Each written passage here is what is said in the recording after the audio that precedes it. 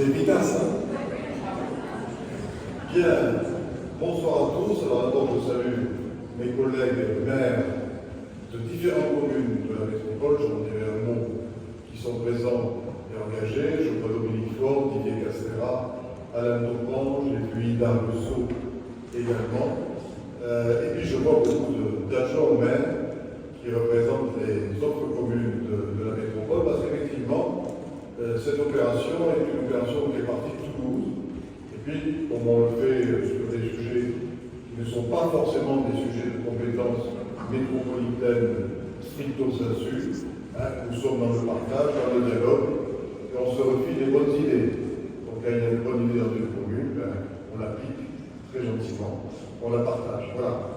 Un mot pour vous dire le plaisir que j'ai pour recevoir ici, avec mes collègues maires et l'adjoint maire que j'ai cité, avec Julie Escudier, qui est vice-présidente de la métropole et adjointe au maire, et qui est en charge de ces questions d'égalité hommes-femmes. Et puis il y a une brochette d'élus du conseil municipal de Toulouse, parce qu'on est quand même à l'hôtel de ville de Toulouse, et donc j'ai plaisir à citer Julie Faramond, Nicolas Yardani, Nathan Soucy, Claire Dison, Mario Lalando, Madère, que j'aurais pu citer en premier, parce que c'est quand même la première adjointe, Nicole Miguel Pello, Souela Marty, puis, comme c'est un monsieur, je le cite à la fin, Pierre Orgoya, qui est là pour essayer d'assurer la parité dans la représentation municipale. Voilà. Toute blague mise à part, effectivement, nous sommes très engagés sur ces questions-là, et donc forcément, le mois de mars, c'est pas une date qui nous laisse indifférents. On était parti, comme tout le monde, par la mise en avant et la célébration du 8 mars, la journée internationale de la femme. Et lors du précédent mandat, on a souhaité donner davantage de résonance à cette cause, à tout ce qui se fait autour de cette cause. Et on avait choisi de créer une semaine de l'égalité. Et puis, l'appétit vient en mangeant, et comme le succès ne s'est jamais démenti, on a carrément transformé cette semaine en mois. Et donc, désormais, à Toulouse, c'est le mois de l'égalité. Donc, le 8 mars, vous me direz, c'est 367 jours par an, c'est bien le message que l'on fait passer, mais à Toulouse, je vois Véronique Barraquet-Rouleau, la maire de Londonville, donc je ne devais pas signaler la présence. Donc il y a peut-être d'autres maires cachés par-ci, par-là.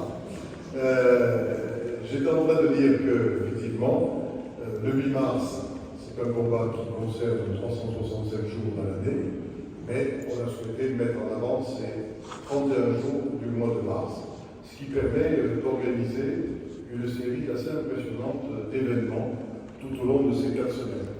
Très précisément, 70 événements. Et comme je vous le disais, même si c'est une initiative municipale toulousaine au départ, nous sommes dans le partage sur ce sujet comme sur bien d'autres avec nos collègues des autres communes de la métropole. Et à l'heure où je vous parle, il y a au total 17 communes de la métropole qui sont engagées dans cette démarche du mois de l'égalité. Alors je ne vais pas vous dire tout ce que l'on fait pendant ce mois-ci, je ne vais pas vous dire tout ce que l'on fait tout au long de l'année. Je vais relever 2-3 points saillants. D'abord, l'opération phare de ce mois, chaque année, c'est des portraits des femmes inspirantes que nous mettons sur l'espace public, par définition, pendant un mois. Et nous le mettons en avant, nous mettons en avant cette galerie de portraits dans les communes de la métropole, bien évidemment, et dans plusieurs endroits de la ville de Toulouse, notamment l'hôtel de ville.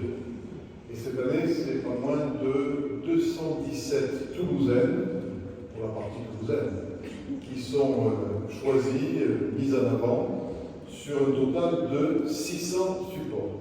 Donc vous voyez, il y a une démultiplication. Donc on ne met pas en avant les membres du conseil municipal, on va chercher au contraire des figures inspirantes dans des domaines extrêmement variés, les sciences, la recherche, l'université, l'entrepreneuriat. On essaie de trouver l'engagement humanitaire, associatif, on essaie de trouver des parcours de femmes qui sont inspirantes, parce que ce sont des femmes qui se sont emparées de leur destin, qui ont fait des choix, qui ont fait des choix reconnus, qui ont atteint des performances dans leur domaine respectif, et nous les mettons en avant sur l'espace public pour que justement elles inspirent. Et quand je dis elles inspirent, c'est à usage multiple. D'abord, certaines femmes qui peuvent encore être prisonnières d'une vision qui a malheureusement longtemps prévalu et qui parfois n'osent pas franchir le pas d'une certaine ambition dans tel ou tel domaine. Et bien là, avec ces figures inspirantes, elles voient que d'autres femmes ont franchi le pas, ont brisé les tabous, ont renversé les barrières, ont écarté les préjugés et se sont fait reconnaître dans des domaines extrêmement variés. Et puis le message est pour les hommes aussi, hein, pour leur dire qu'il n'y a pas que. Voilà. Et oui, et qu'il n'y a pas non plus que la loi pour obliger à certaines choses. Par exemple, dans certaines communes, à partir d'un certain seuil, nous sommes obligés d'avoir autant de femmes que d'hommes parmi les candidats et parmi les élus. Et quand on regarde ces parcours de femmes inspirantes, on voit bien que dans beaucoup de domaines, alors qu'il n'y a aucun texte de loi qui oblige à quoi que ce soit, les figures féminines ont percé, tout simplement, par leur talent, par leurs compétences, par leurs aptitudes et par leur persévérance. Et là, c'est un message qui s'adresse à toute la société, et donc nous y sommes extrêmement attachés. Alors après, le reste de l'année, on fait beaucoup de choses, comme il y a un buffet, je ne vais pas être trop long, juste quelques points. Il y a un sujet sur lequel nous travaillons, qui n'est pas un sujet facile, c'est le baptême des noms de rue. Pourquoi il n'est pas facile? D'abord parce qu'on hérite du passé. Je n'ai pas le chiffre en tête, je n'ai pas demandé qu'on me le donne d'ailleurs, mais si on devait prendre toutes les rues de Toulouse et classer les noms d'hommes, les noms de femmes, bon, vous imaginez le résultat. Vous ne le connaissez pas précisément, moi non plus, mais effectivement, on hérite d'une vision d'autre. Donc nous, qu'est-ce qu'on peut faire? On ne va pas débaptiser. On n'est pas là pour verser dans le wokisme. Mais on est là pour inventer autre chose pour aujourd'hui et pour demain. Et donc ce que l'on fait avec les collègues du conseil municipal, c'est que lorsqu'il s'agit de créer une nouvelle rue, et comme Toulouse se développe beaucoup, il y a des baptêmes de rue régulièrement, on a fait un effort depuis 2014 que nous sommes aux responsabilités pour prioriser une approche féminisée. Et là, les chiffres, je les ai bien en tête. Voilà. Et je vais vous les donner. Depuis 11 ans que nous sommes aux responsabilités, 48% des noms de rue sont des noms de femmes. 38% sont des noms d'hommes. Vous me direz le reste. Le reste, ce sont des noms qui ne sont pas genrés, tout simplement. Lorsque on met en avant non pas une figure, une personne, ça ne rentre pas dans aucune des deux catégories, chacun le comprend bien, mais je voulais quand même insister sur ces deux chiffres, 48%, 38%, je vous assure, c'est le fruit d'une vraie volonté et d'un vrai travail. Et puis il y a quelques jours, nous étions un certain nombre réunis à Purpan, autour du CHU, puisque l'hôpital a, il me semble voir Alain Susigon, voilà, le maire de Saint-Alban. Excusez-moi, je découvre mes collègues maires au hasard des promenades de mon regard. Il y en a peut-être d'autres encore qui sont cachés. J'étais en train donc de témoigner de ce que nous avons vécu la semaine dernière à l'hôpital, où a été ouverte une maison des femmes avec une idée extrêmement volontariste et originale d'offrir un lieu ou pour une femme qui rencontre des problèmes, et parfois des problèmes lourds, il y a une ouverture et une approche globale. Une approche globale parce que souvent les situations sont celles d'une femme en rupture, isolée, en mauvaise santé, qui, pour des raisons de précarité sociale, n'est pas bien soignée, n'est pas bien suivie, qui bien évidemment n'a pas de morale, cumule les problèmes, parfois se trouve emprisonnée dans des contentieux, une rupture qui a mal tourné. Vous imaginez un petit peu ce type de situation. Et ce type de situation, malheureusement, est plus fréquent que l'on pourrait l'imaginer dans notre société telle qu'elle est aujourd'hui. Et l'avantage de cette maison des femmes, qui est unique en Occitanie, c'est qu'il y a une ouverture de tous les services possibles, à caractère médical, à caractère de soutien psychologique, de soutien juridique. Autrement dit, c'est un service à 180 degrés qui est proposé autour des situations de femmes particulièrement en difficulté. C'est un vrai progrès, c'est un bon projet qui existe ailleurs en France, mais nous ne l'avions pas jusqu'ici à Toulouse. Et lorsque le directeur de l'hôpital m'a proposé que l'on puisse participer au financement, parce que vous imaginez qu'une telle structure représente un certain coût, j'ai dit oui. On a été un certain nombre de partenaires à répondre présents. Et l'autre jour, vraiment, c'était un moment important que d'inaugurer ce service nouveau et surtout cette approche extrêmement complète de la prise en charge des situations les plus difficiles. Après, il y a un autre sujet que l'on a travaillé, ce sont les femmes qui se sentent en insécurité, parfois en insécurité au sein du foyer familial, avec, vous le savez, ce qui constitue aujourd'hui un problème bien plus repéré qu'il ne l'était il y a quelques années, le problème des violences intraconjugales, voire même des violences intrafamiliales, sans que ce soit forcément un problème conjugal.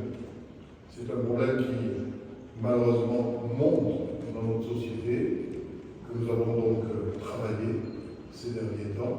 Et depuis 2022, depuis 3 ans, nous avons mis au point un système d'alerte et de signalement que nous avons appelé Angela. Angela, c'est quoi? C'est 140 lieux qui sont fédérés, 140 lieux où une femme en situation de difficulté de ce point de vue-là peut se signaler discrètement. Et l'avantage, c'est que du coup, elle est repérée, elle rentre dans un réseau, elle n'est plus isolée. À ce moment-là, elle peut être épaulée face aux difficultés qu'elle rencontre. Je dirais un dernier mot qui est celui des associations. Je ne peux pas, et nous ne pouvons pas, fêter ce combat et vivre ensemble ce mois de l'égalité sans parler des associations. Parce que souvent, à travers mon propos, j'évoque l'action de la collectivité, la mairie, les mairies, la métropole, en lien avec les autres autorités, en lien avec l'État, avec le conseil départemental ou d'autres institutions sociales. Mais il y a un univers avec lequel nous travaillons en permanence et qui, sur ce sujet-là, joue un rôle majeur, c'est le monde associatif. Il y a une diversité d'engagements. Il y a des associations qui, chacune, poursuit des buts extrêmement précis et documentés, mais qui rentrent dans ce combat pour l'égalité. Nous travaillons avec elles tout au long de l'année. Elles sont bien évidemment extrêmement présentes dans les événements dont je vous parle, à l'occasion de ce mois-ci. Et donc je ne peux pas, avec mes collègues, vous recevoir ici sans avoir un mot pour elles, qui est un mot bien évidemment de remerciement et de reconnaissance pour leur engagement qui est absolument indispensable, parce que vous savez bien comment les choses sont dans la société d'aujourd'hui. Il y a ce que les institutions peuvent faire et il y a ce que les institutions ne peuvent pas faire ou ne savent pas faire aussi bien que le fait une association.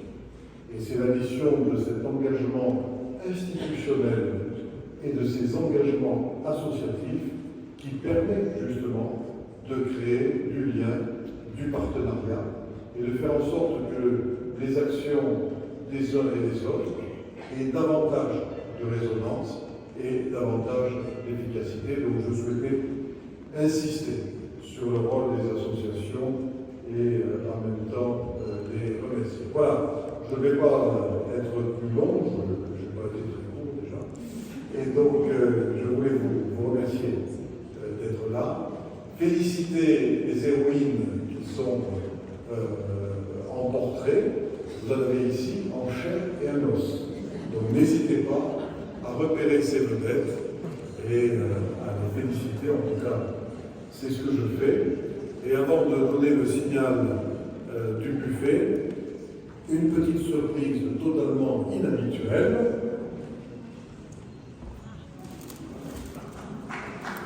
Je vais offrir un buffet à Julie.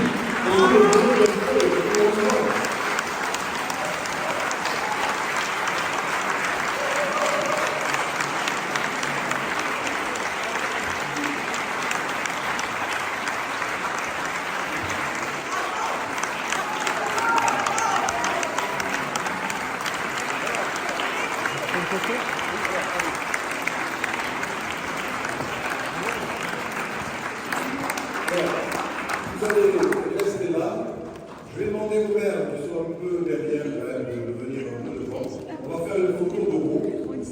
Moi aussi je vais descendre, voilà. Et le photographe va tous nous prendre. Voilà, on peut demander simplement à Véro.